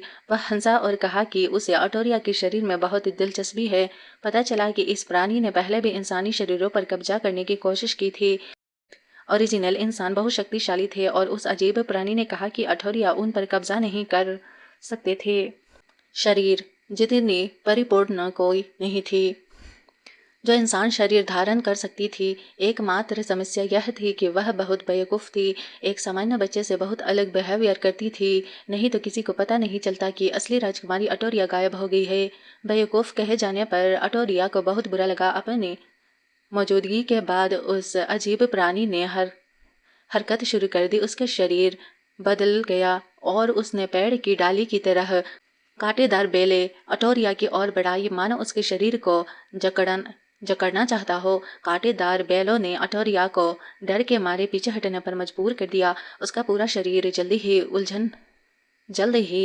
उलझ गया। अटोरिया ने महसूस किया कि लताएं उसके शरीर में चुभ रही है, जो बेहद दर्दनाक था। उस अजीब प्राणी ने सांत्वना के शब्द कहे, प्रक्रिया थोड़ी दर्दनाक होगी, लेकिन चिंता मत करो, तुम जल्द ही मर जाओगी। जैसे ही वह सफल होने वाला था, एक आवाज ने पुकारा, अठौरिया, और साथ ही तेज कदमों की आहट भी सुनाई दी। राक्षस जानता था कि कोई आ रहा है। उसे उम्मीद नहीं थी कि अठौरिया ने पहले ही मदद के लिए पुकार दिया होगा। अंत में क्रूर और नीच तो इंसान ही होते हैं। कांटेदार लताएं पीछे हट गई, जिससे अठौरिया के शरीर पर अनगिनत घाव हो गए। हालांकि वह अपने प्लानिंग को सफल होने से ठीक पहले बर्बाद होते देखना नहीं चाहता था, लेकिन वह अजीब प्राणी बहुत से लोगों को अपने बारे में पता चलने नहीं देना चाहता था, इसलिए वह तेजी से पीछे हट गया। उसका शरीर हरे रंग के कीचड़ के ढेर में बदल गया। बस उसकी आंखें ही अब भी अटोरिया को घृणा से घूर रही थी, मानो इस बदले को हमेशा याद रखने की कसम खा रही हो। अंत में वह जमीन में समा गया और गायब हो गया। एक पल बाद रानी घबराई हुई आंखों से अंदर आई और अटोरिया को पुकारने लगी। अपनी माँ को देखकर वह कांप उठी। उसी समय लगातार भीप भीप की आवाज़ें सुनाई दी। राजा ने बाहें चढ़ाई और तुरंत सबको सावधान किया। साथ ही रानी पर एक सुरक्षात्मक मंत्र भी पड़ा। तभी उन्हें अपने ठीक सामने एक बम मिला, जिसके फटने में बस 1 सेकंड बचाता। तेजी से छोटी होती हुई बत्ती को देखकर अटोरिया को लगा कि अब उसका जिंदगी खत्म होने वाला है। और सच में भूम, एक जबरदस्त विस्फोट हुआ। रानी का दिल दर्द से भर गया। उनका चेहरा आंसुओं से भीग गया। नल को अपनी आंखों पर विश्वास नहीं हुआ और उसने अपनी बहन को पुकारा। बस राजा ही शांत रहे और उन्होंने सबको चिंता न करने को कहा, क्योंकि उन्होंने एक सुरक्षा घेरा बना दिया था। वह नन्हा शैतान ठीक हो जाएगा। धुआं छटने पर बुरी तरह घायल अठौरिया की तस्वीर दिखाई दी। टूटी फूटी जर्जर दीवार के पीछे खांसती हुई एक लड़की दिखाई दी। उसने मन ही मन कोसते हुए कहा, धिक्कार है, लगता है और नीच राजा को अब भी मुझ पर शक है। उसने साफ देखा कि राजा ने उनके लिए एकदम सही मजबूत दीवार का इस्तेमाल किया था। इस कबाड़ के टुकड़े को पाकर अटोरिया को लगा कि अगर उसके पास इतना मजबूत सुरक्षा कवच न होता तो वह टुकड़े टुकड़े हो जाती।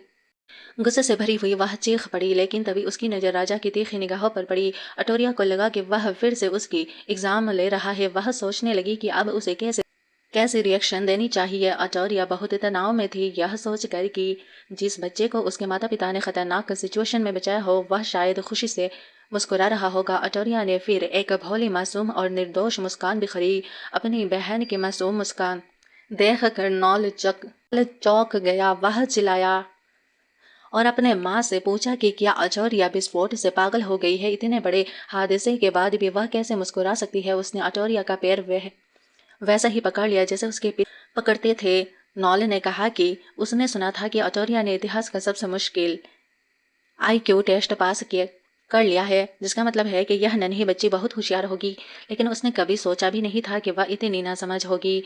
इस तरह उल्टा लटके होने पर अटोरिया गुस्से से आग बबूला हो गई। वह छटपटाने लगी, यह सोचकर कि उसका यह भाई उस बदतमीज राजा से कम नहीं है। अपनी बहन का यह उग्र रवैया देखकर नॉल थोड़ा चौंक गया, लेकिन अगले ही पल उसके भोले मन ने सोचा कि उसकी बहन कितनी प्यारी है, भले ही वह इतनी उग्र क्यों न हो। लड़का अपनी बहन को चिढ़ाता रहा और अनजाने में पीछे हटता रहा। उसे उम्मीद नहीं थी कि उसका पैर जमीन पर पड़े एक अजीब हरे कैप्सूल पर पड़ेगा। एक फुफकार की आवाज के बाद कैप्सूल ने अचानक एक स्पेस टाइम पोर्टल खोल दिया। नॉल फिसलकर पीछे गिर गया। नॉल और अठौरिया दोनों पोर्टल के अंदर खींचे चले गए। यह देखकर रानी चिल्लाई, मेरे बच्चों वापस आ जाओ, क्योंकि अंदर बहुत खतरा था। बस राजा शांत और हैरान रहा। उसे समझ नहीं आ रहा था कि यह स्पेस टाइम पोर्टल क्यों है। फिर वह घबरा गई और नॉल को अपना हाथ पकड़ने को कहा। नल डरा हुआ था, फिर भी उसने अपनी बहन को प्यारे अंदाज में पकड़ रखा था। वह चिल्लाया, पिताजी ये क्या है, यह हमें अंदर क्यों खींच रहा है। छोटा लड़का बहुत डरा हुआ था। राजा ने अपने बेटे को दिलासा देते हुए कहा कि डरा मत। फिर दोनों बच्चों को बचाने के लिए उनके पीछे कूद गया। तभी स्पेस टाइम पोर्टल बंद हो गया, जिससे रानी कमरे में अकेली रह गई, जमीन पर घुटनों के बल बैठी हुई, दंग और डरी हुई और अपने बच्चों को खोने के डर से सहमी हुई। इसी बीच शाही बगीचे में वह छोटा हरा जीव जो जल्दी में भाग गया था अब समझ गया कि उसने अपना स्पेस टाइम कैप्सूल खो दिया है। वह गुस्से से बड़बड़ाया। नीच इंसानों और अठौरिया को दोषी ठहराते हुए उसे पूरा यकीन था कि अठौरिया ने ही उसका स्पेस टाइम कैप्सूल चुराया है। स्पेस टाइम कैप्सूल के बिना उस अजीब जीव का शरीर बेकाबू होकर कीचड़ के ढेर में बदलने लगा। उस पोर्टल के बिना वह अपनी शक्ति फिर से पा नहीं सकता, अपने घर पर वापस नहीं जा सकता। बस यूं ही वह अजीब जीव शाही बगीचे में एक अजीब से मोटे हरे अंकुर में बदल गया। अंकुर बनने के बावजूद वह जीव अपने आसपास की हर चीज सुन और देख सकता था। उसी समय उसने लोगों के एक समूह को पास आते हुए महसूस किया। यह तीसरी राजकुमारी 2 साल की राजकुमारी डलिया थी, जो अपनी छोटी बहन 1 साल की चौथी राजकुमारी लूना को एक जोरदार विस्फोट की आवाज सुनकर अपनी माँ से मिलने के लिए ला रही थी। राजकुमारी लूना की नजर रास्ते में उस मोटे हरे अंकुर पर पड़ी। उस शरारती छोटी लड़की ने अपनी दोनों नौकरानियों को उस पर पैर रखने का आदेश दिया, लेकिन दयालु डालिया ने अपनी बहन को रोकते हुए कहा कि उन्हें उन्हें ऐसा नहीं करना चाहिए क्योंकि वह भी एक जिंदा प्राणी है। लूना ने अपनी बड़ी बड़ी गोल आंखों से ऊपर देखा और अपनी बहन से पूछा, अगर हम इस पर पैर नहीं रख सकते तो क्या हम इसे खा सकते हैं? डालिया को लगा कि उसकी बहन की बात नहीं मानी जाएगी और उसने सख्ती से मना कर दिया। फिर उसने नीचे झुककर उस मोटे अंकुर को जड़ से उखाड़ दिया। डालिया मुस्कुराई और उस अजीब प्राणी से, जो अब एक बदसूरत छोटे पौधे के रूप में था, कहा कि वह उसका ख्याल रखेगी। और स्पेस टाइम कैप्सूल की बात करते हैं। नल और अठौरिया मानो अंतरिक्ष में आ गए थे। अठौरिया को अब महसूस हुआ कि यह नटखट लड़का जो इतना उग्र दिखता था सच में बहुत कोमल था। उसे हैरानी हुआ कि इतना डरा हुआ होने के बावजूद भी वह उसे इतनी मजबूती से पकड़े हुए था। अठौरिया ने सोचा कि शायद उसे भविष्य में उसी के साथ थोड़ा नरमी से पेश आना चाहिए। जहाँ तक नॉल की बात है, वह अपना डर रोक नहीं पाया और रोने लगा। छोटा लड़का सिसकते हुए बोला कि वह सिर्फ 3 साल का है और आत्मविश्वास से भरी मुस्कान के साथ कहा, आखिर नॉल सिर्फ एक 3 साल का बच्चा था जो अभी अभी पास होकर आया था। पुनर्जन्म की कल्पना करते हुए अठौरिया मुस्कुराई। नोबेल पढ़ने के अपने सालों के अनुभव के आधार पर अठौरिया ने निष्कर्ष निकाला कि जब मेन कैरेक्टर किसी चट्टान से समुद्र में या समय स्थान भंवर में गिरता है या टाइम स्पेस पोर्टल में गिरता है, वह जरूर से मरता नहीं है बल्कि पहले से कहीं बेहतर होकर निकलता है। शायद महाशक्तियों के साथ भी इस कथा के अनुसार होने वाली रोमांचक घटनाओं के बारे में सोचते हुए अठौरिया मुस्कुराई। उसने सोचा कि नल द्वारा उसकी रक्षा करने के कारण वह उस नन्हे बच्चे को अपने मेन कैरेक्टर हैलो की कुछ झलकियां देखने देगी।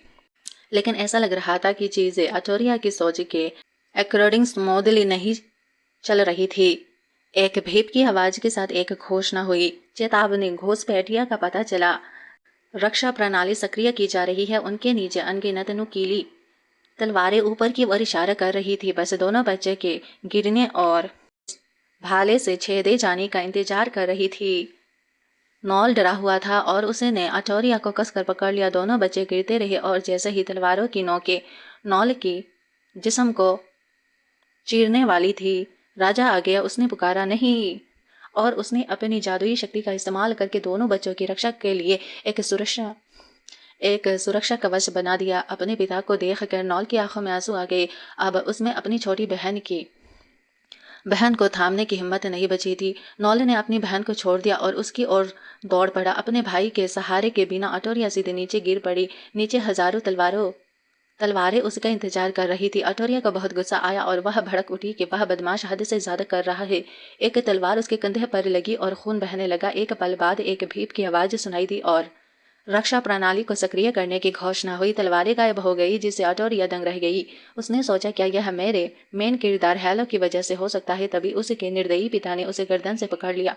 उसने अठौरिया को शक की निगाहों से देखा। उसे लगा कि सिस्टम के बंद होने का कारण शायद वही हो। स्पेस टाइम पोर्टल उन्हें एक दूसरे ग्रह पर ले आया था। अठौरिया ने चारों ओर देखा और उसे यह जगह सुंदर लगी, लेकिन वह यह देख कर भी हैरान थी कि यहाँ इतने सारे स्पेस टाइम पोर्टल क्यों है। जैसे ही नॉल नीचे उतरा, उसने अपनी बहन का सिर जोर से पकड़ा और चिंता से पूछा कि क्या वह ठीक है।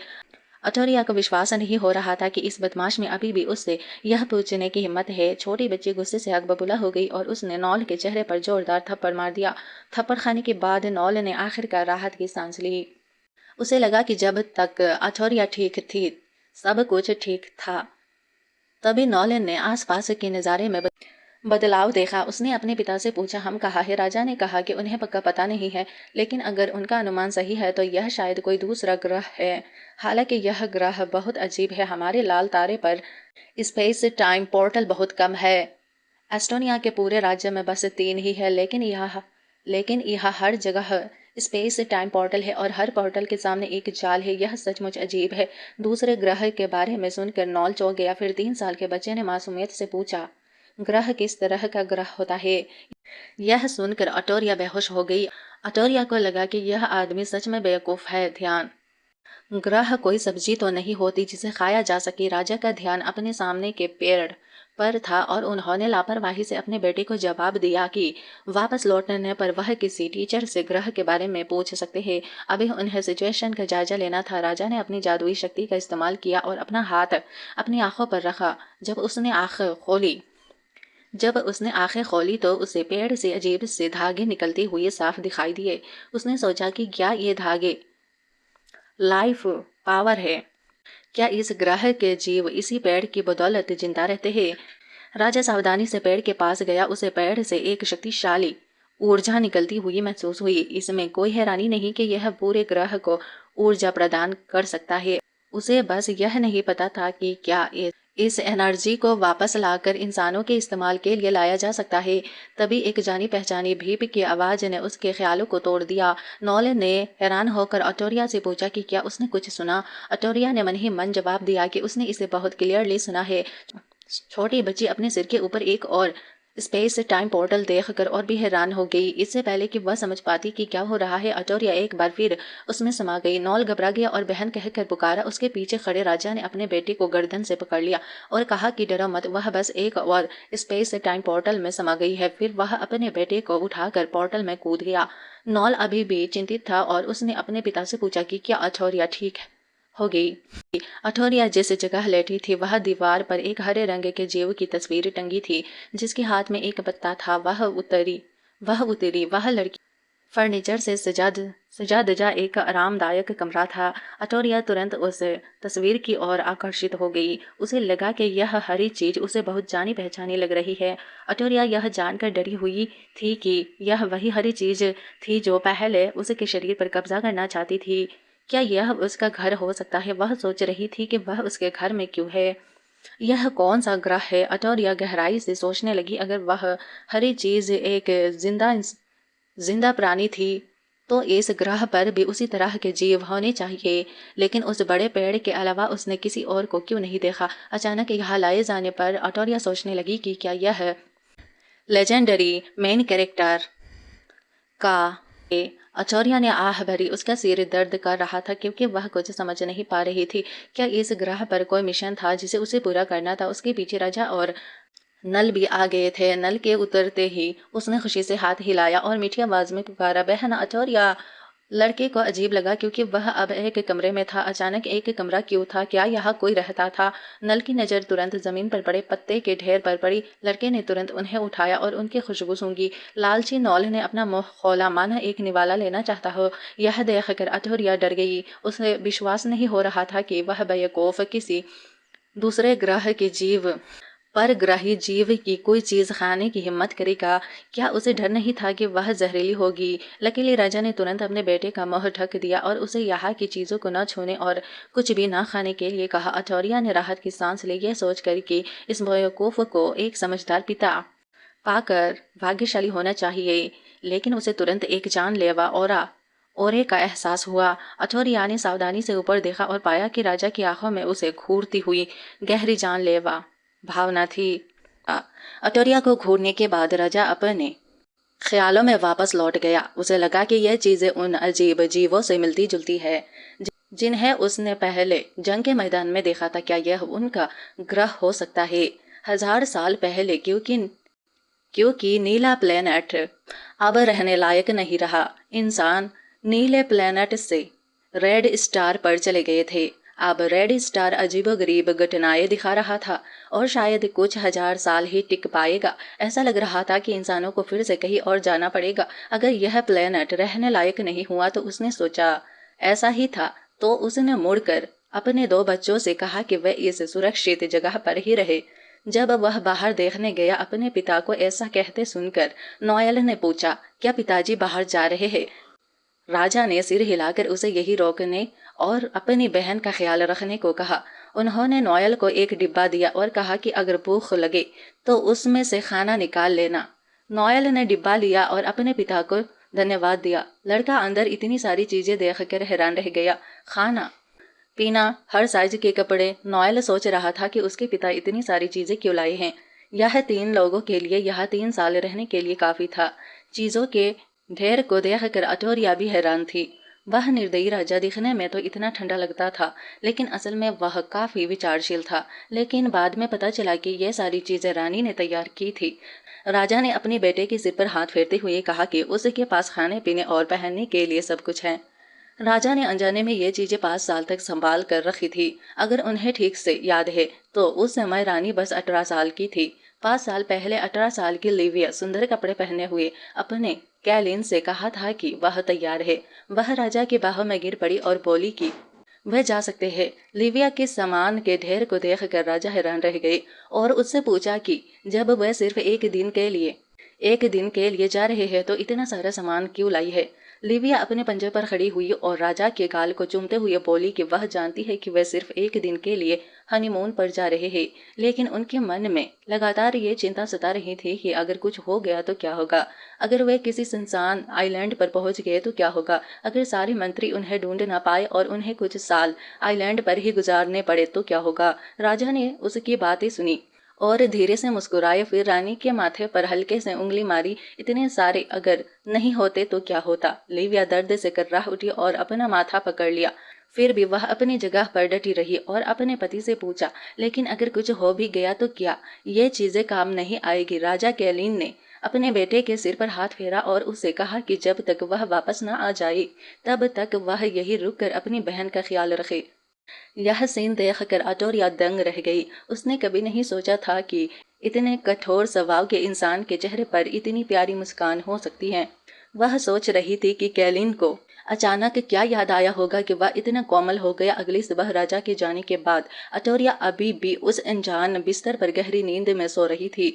अपनी आंखें खोली, उसने देखा कि नोएल उसे घूर रहा है। अटोरिया, लड़के ने कहा कि भले ही उसके पिता अब इस दुनिया में नहीं है, फिर भी वह उससे बात कर सकता है। अटोरिया उस लड़के की बातों से इतनी चौंक गई कि चीख पड़ी। उसे विश्वास नहीं हो रहा था कि यह बेवकूफ सोते समय उसे घूर रहा है। नोएल ने देखा कि अटोरिया जाग गई है तो उसने पूछा कि क्या उसने उनमें कोई बदलाव देखा है। अटोरिया डर के मारे छटपटाने लगी। तभी उसके भाई ने उसका सिर पकड़ लिया। छोटी लड़की ने नोएल को इतनी जोर से थप्पड़ मारा कि उसका चेहरा घूम गया। ऐसा लगा जैसे थप्पड़ कुछ ज्यादा ही जोरदार था और उसकी कमीज का पिछला हिस्सा अचानक फट गया। अटोरिया हैरान थी। तभी नोएल जोर से हंसने लगा। लड़के ने कहा कि अटोरिया बिल्कुल उसके जैसी है। अटोरिया तंग कपड़ों में छटपटाते हुए मुड़ी और अपने भाई को घूरने लगी। नोएल जमीन पर लोट-पोट होकर हंसने लगा और अपनी बहन से कहा कि वह ना देखे क्योंकि उसकी कमीज पहले ही फट चुकी है। अटोरिया का गुस्सा उबल पड़ा। क्या किसी लड़की की फटी हुई कमीज इतनी मजेदार होती है। अटोरिया एक खूंखार बागिन में बदल गई और नोएल पर झपटी। बेचारे भाई को जगह जगह से काटा और खरोचा गया। खूब मार खाने के बाद नोएल आखिरकार ठीक से बोलना सीख पाया। लड़के ने दबे आवाज में बताया कि उसे पता नहीं क्यों, लेकिन आज सुबह जब वह उठा तो उसके कपड़े अचानक छोटे हो गए थे। कैप्सूल से नए कपड़े बदलने के बाद नोएल को हैरानी हुआ कि उसके पिता द्वारा छोड़े गए कपड़े वैसे ही थे। अटोरिया को भी अपने शरीर पर कपड़ों का कसना साफ महसूस हो रहा था। अटोरिया हैरान थी। उसे लगा कि कपड़े छोटे नहीं हुए हैं, बल्कि वह बड़े हो गए हैं। अगले दिन कुछ ही महीनों की वह छोटी बच्ची अब दोनों पैरों पर मजबूती से खड़ी हो सकती थी और उसके बाल भी काफी लंबे हो गए थे। अटोरिया ने खुद को देखा और सोचा कि इतनी जल्दी बड़ा होना कुछ ज्यादा ही हो गया है। उसके बगल में नोएल की कमीज का एक बटन टूटकर उसके सिर पर लगा। नोएल बस अजीब तरह से हंस सका और अपनी बहन से माफी मांगी। लड़के ने यह भी देखा कि वह फिर से लंबा हो गया है। तीसरे दिन नोएल मदद के लिए रोते हुए अटोरिया के पास आया, जिससे अटोरिया ने आह भरी। लड़के के हाथ में खून से सना हुआ एक छोटा सा दांत था। नोएल रोते हुए बोला कि उसे खून की उल्टी आ रही है और वह मरने वाला है। अटोरिया ने उसे तिरस्कार भरी निगाहों से देखा और कहा कि बस उसका एक दांत टूट गया है, वह किस बात पर रो रहा है। मन ही मन उसने उसे कोसते हुए कहा, 3 दिन से गायब रहे उस बदमाश राजा ने। उन्हें नहीं पता कि राजा कहाँ गया है और वह कब लौटेगा। 3 साल का लड़का अब भी शरारत कर रहा था। अटोरिया के बाल पकड़कर रो रहा था कि उसे उस पर विश्वास नहीं हो रहा। उसे पूरा यकीन था कि इतना खून खांसने का मतलब है कि वह मर जाएगा। अटोरिया बिस्तर पर बैठी सोच में डूबी हुई थी। यह जगह बहुत अजीब थी। वे यहाँ 3 दिन से थे और उनके शरीर ऐसे बदल गए थे जैसे 3 साल बीत गए हो। चौथे दिन दूसरे राजकुमार के बाल उसके शरीर से भी लंबे हो गए थे। लड़के ने अटोरिया से कहा कि उसका एक सवाल है। अटोरिया ने ठंडे लहजे में अपने भाई से कहा कि बस कह दो। नोएल का सवाल था। किसी ने अटोरिया को बोलना नहीं सिखाया था तो उसे अचानक बोलना कैसे आ गया। अटोरिया चौंक गई। हाँ सही है, हालांकि उसका शरीर बढ़ गया था, फिर भी उसकी बुद्धि एक सामान्य बच्चे जितनी थी। वह कुछ ही दिनों में अचानक बोलना कैसे सीख गई। अटोरिया को कोई वाजिब बहाना सोचना पड़ा। छोटी बच्चे ने आखिरकार मासूमियत से अपने दूसरे भाई की इतनी होशियारी की तारीफ की। अटोरिया ने अपने दूसरे भाई को देखा, उसकी बातें सुनी और अटोरिया को खुद भी नहीं पता था कि उसे बोलना कैसे आता है। इस प्यारे से जवाब सीधे दूसरे राजकुमार का दिल जीत लिया। अब 5वां दिन था। अटोरिया स्पेस टाइम पोर्टल के सामने खड़ी हुई और अपने दूसरे भाई से कहा कि अब और इंतजार नहीं करना है, उन्हें बाहर जाना ही होगा। नोएल चौंक गया। लड़के को अभी भी अपने पिता के इंतजार करने के शब्द याद थे। अटोरिया धीर थी कि वे अब और इंतजार नहीं कर सकते और उसने नोएल को उनकी तरफ देखने को कहा। सिर्फ 5 दिनों में ऐसा लग रहा था जैसे 5 साल बीत गए हो। यह जगह बहुत अजीब थी। अटोरिया ने नोएल से पूछा कि क्या उसने कभी सोचा है कि उनके पिता इतने दिनों तक अकेले बाहर रहे और वापस नहीं लौटे तो कहीं उन्हें कोई परेशानी तो नहीं हुई होगी। परेशानी शब्द सुनते ही नोएल घबरा गया। लड़का कांपते हुए अटोरिया से पूछा, पिताजी इतने शक्तिशाली है, भला उन्हें कोई परेशानी कैसे हो सकती है? तब अटोरिया ने अपने दूसरे भाई का हाथ पकड़ा और धीरता से कहा कि अब और देर नहीं करनी चाहिए। उन्हें बाहर जाकर अपने पिता को बचाना ही होगा। मन ही मन उसने सोचा कि भले ही उसे वह नीचे राजा ना मिला, वह यहाँ और नहीं रुक सकती, वरना इस रफ्तार से तो 3 महीने में वे बिना किसी परेशानी के बुढ़ापे से मर जाएंगे। इससे पहले कि वे कुछ कर पाते, एक जोरदार धमाका हुआ। किसी को भी यह अंदाजा नहीं था कि बाहर बवंडर आ रहा है, मानो सब को निचोड़ने की कोशिश कर रहा हो। नहीं, लेकिन शायद यह इतना आसान नहीं था। वह इतना जानता था कि इस खतरनाक सिचुएशन में भी लड़का अपनी बहन की रक्षा कर रहा था। स्पेस से टाइम पोर्टल से एक हाथ बढ़ा और एक जरूरी पुकार सुनाई दी, नोएल, अटोरिया। कैलिन ने अपने दोनों बच्चों को गले लगाया और उन्हें स्पेस से टाइम पोर्टल में खींच लिया। नोएल बहुत उलझन में था और उसने अपने पिता से पूछा कि क्या हो रहा है। कैलिन की आंखों में आग सी जल रही थी। उसने अपने बेटे को कुछ न कहने को कहा। यह जगह बेहद खतरनाक थी। बाहर निकलने के बाद वे उस पेड़ के ठीक सामने रुक गए। तूफान रुका नहीं था। एक उल्का पिंड जैसी चीज उस अजीब पेड़ से उनकी ओर तेजी से बढ़ी। कैलिन ने उनकी रक्षा के लिए एक सुरक्षा कवच बनाया, लेकिन अप्रत्याशित रूप से एक ही झटके में वह कवच टूट गया। उल्का पिंड दोनों छोटे बच्चों की ओर तेजी से बढ़ा। नोएल ने अटोरिया को गले लगाया और डर के मारे अपने पिता को पुकारने लगा। खतरे के उस पल में कैलिन ने अपने दोनों बच्चों को बचाने के लिए अपने शरीर को ढाल बनाने में जरा भी संकोच नहीं किया। नोएल अपने पिता के लिए इतना दुखी था कि वह कांपने लगा और रोने लगा। अटोरिया को कुछ समझ नहीं आया। क्या यह राजा हमेशा से उसे मरा हुआ नहीं देखना चाहता था? वह उसकी इस तरह रक्षा क्यों कर रहा था? क्या वह खुद मरना चाहता था? उस चोट के बाद कैलिन बुरी तरह घायल हो गया और खून की उल्टी करने लगा और लड़खड़ाने लगा। खून को गिरते देख नोएल और भी घबरा गया और कंफ्यूज हो गया। राजा ने खून पोंछा और अपने बच्चों के लिए ऐसा दिखाने की कोशिश की जैसे वह ठीक है। उसने कहा कि वह ठीक है और वे कुछ देर यही रुकेंगे। अंधेरा होने पर वे चले जाएंगे। राजा की पीठ पर घाव देखकर अटोरिया ने सावधानी से अपने पिता से इसके बारे में पूछा और अगर उनके पास कोई और दवा हो तो लगाने की पेशकश की। राजा ने उसी भाव से जवाब दिया कि वह ठीक है। तभी उसने देखा कि दोनों बच्चे सिर्फ 5 दिनों में कितने बड़े हो गए थे। इससे कैलिन के मन में और भी सवाल उठ गए। इस प्लेनेट में क्या चल रहा था? बस 3 साल का नोएल ही भोला बना रहा। लड़के ने अपने पिता और बहन को आराम करने के लिए कहा और उनकी रक्षा करने की जिम्मेदारी ली। कुछ कदम चलने से पहले ही नोएल दर्द से चिल्ला उठा। ऐसा लग रहा था कि दोनों बच्चों के लंबे बाल तेज हवा में उलझ गए थे। नोएल दर्द से कर रहा था और बार बार अटोरिया से हिलने डुलने से मना कर रहा था। अटोरिया बस असहनीय दर्द सह रही थी। ऐसा लग रहा था मानो खोपड़ी उखड़ जाएगी।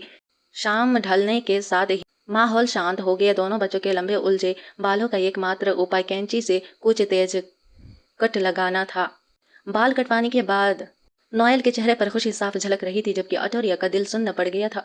अपने कुत्ते द्वारा कुतरे हुए बालों को छूते हुए अटोरिया को लगा कि इस दुनिया में जीने का कोई मकसद नहीं बचा है। नोएल की आंखें चमक उठी और उसने अपने पिता से पूछा कि क्या वह अच्छा लग रहा है और क्या उनकी माँ को उसका नया हेयर स्टाइल पसंद आएगा। राजा ने अपने प्यारे बेटे को धीरे निगाहों और धीरे निश्चय के साथ जवाब दिया। फिर वह दोबारा सोच में पड़ गया। वह अपनी भोली भाली छोटी बेटी के बारे में सोच रहा था, ये जानते हुए कि पिछले कुछ दिनों में वह शायद इतना रोई होगी कि उसका चेहरा बिगड़ गया होगा। अटोरिया अभी भी अपने बालों को लेकर रो रही थी। छोटी बच्ची ने अपने पिता से पूछा कि वह कब जा सकती है।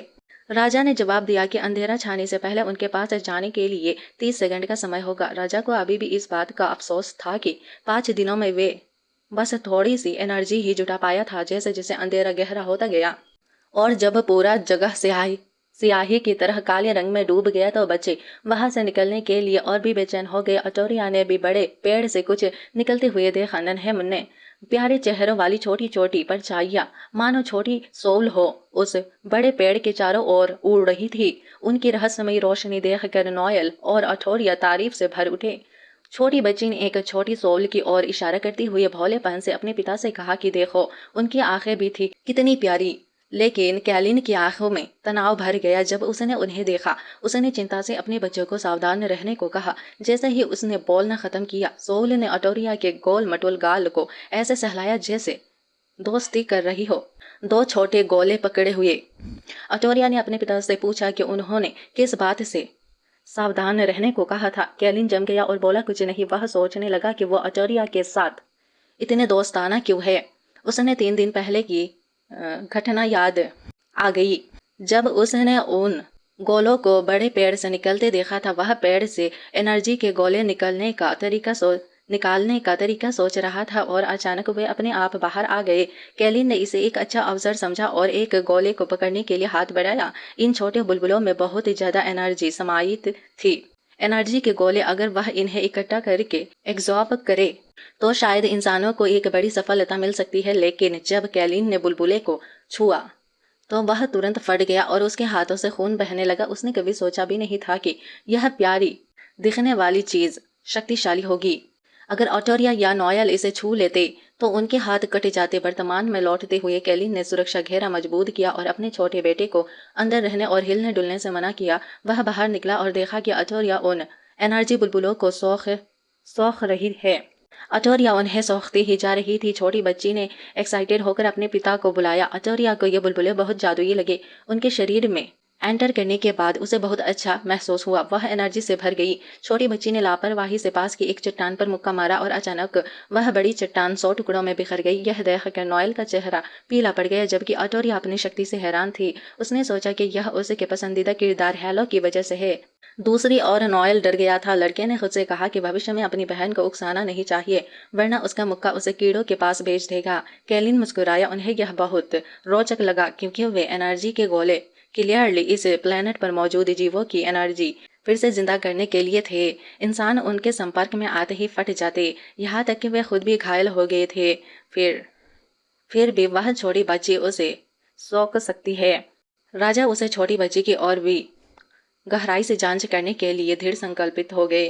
तभी एक अजीब ठंडी हवा चली। कैलिन समझ गए कि समय आ गया है। उन्होंने जल्दी से नोएल और अटोरिया को पकड़ा। जैसे ही वे तीनों वहां से निकले, बड़े पेड़ के एरिया में एक जबरदस्त विस्फोट हुआ।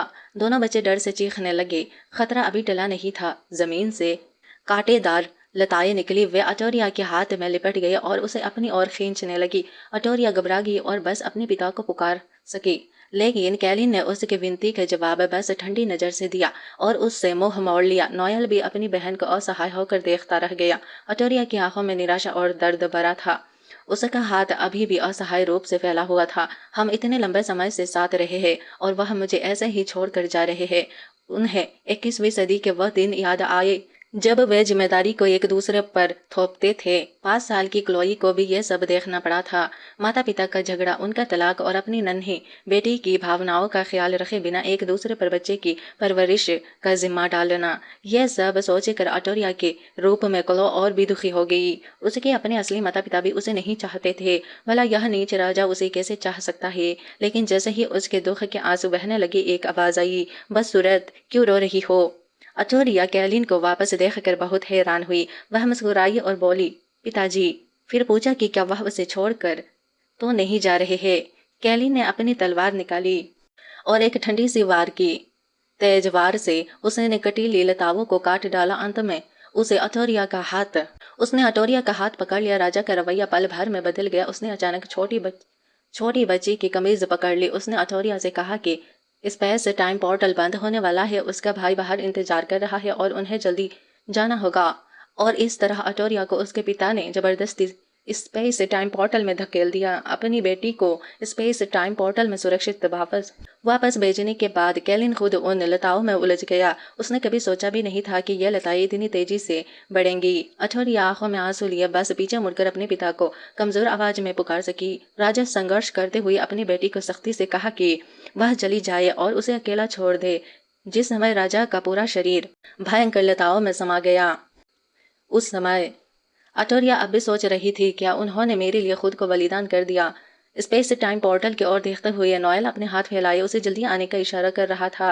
इस बीच एस्टोनिया के शाही महल में महल दस्तावेजों के ढेर में उलझा हुआ था और एक विलाप करती आवाज पूछ रही थी कि छोटा केलिन अभी तक क्यों नहीं लौटा। अस्थाई राजा होना वाकई मुश्किल था। आधे राक्षसी रूप वाला आदमी कुर्सी पर झुका बैठा था। वह बेकार दस्तावेजों के ढेर पढ़ते पढ़ते उब चुका था और अब उसके पास सुंदर लड़कियों को निहारने का समय नहीं था। यह आदमी अस्थाई रूप से केलिन को देश के मामले को संभालने में मदद कर रहा था। जब वह शिकायत कर रहा था तभी अचानक उसने एक कैप्सूल को अपनी ओर आते देखा। उसे खुशी हुई कि यह एक स्पेस टाइम पोर्टल था। 5 साल आखिरकार वापस आने का फैसला कर चुके थे। उसने कैप्सूल को एक खुले मैदान में फेंक दिया। अटोरिया तुरंत बाहर गिर पड़ी। लकीली उस आदमी ने उसे पकड़ लिया। वह शैतानी आदमी अपना आकर्षण बिखरने लगा और पूछने लगा कि ऐसा एक बदसूरत छोटी लड़की को पकड़ लिया। तुम राजकुमारी अटोरिया हो, है ना? अटोरिया ने उसकी ओर देखा। उसका चेहरा पीला पड़ गया। वह सोच रही थी कि यह आदमी कौन है। तभी स्पेस टाइम पोर्टल से एक चीख सुनाई दी, जिसके बाद पैरों की आहट सुनाई दी। वह राक्षसी आदमी चौंक गया क्योंकि उसे किसी और के आने की उम्मीद नहीं थी। जैसा ही नोएल धड़ाम से नीचे गिरा, वह राक्षसी आदमी उससे बचने के लिए एक तरफ हट गया। नोएल सिर पर एक बड़ा सा निशान लिए दर्द से कर्राहते हुए उठा, लेकिन उस राक्षसी आदमी को देखकर लड़के की आंखें चमक उठी और उसने उसे अंकल एलन कहकर पुकारा। एलन ने बस अपनी जीभ चटकाई और तिरस्कार दिखाते हुए मुंह बनाया। यह बदसूरत बच्चा कौन है? नोएल अपने चाचा के जूते के नीचे चटपटाते हुए बोला कि वह नोएल है। नोएल का नाम सुनकर एलन का चेहरा बदल गया और उसने गर्मजोशी से उसका स्वागत किया।